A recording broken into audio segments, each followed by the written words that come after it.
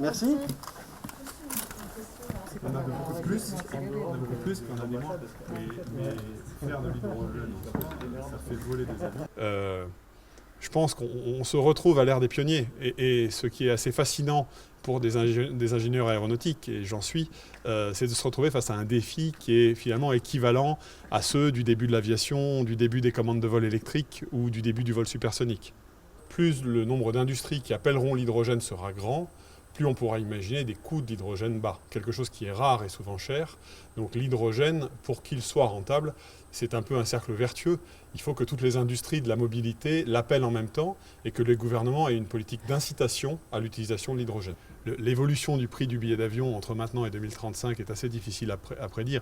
Ce qui est sûr, c'est que notre défi, c'est de faire un avion qui soit vert et économique. Donc il n'y aura pas d'avion vert si c'est un avion de millionnaire. Le but est bel et bien.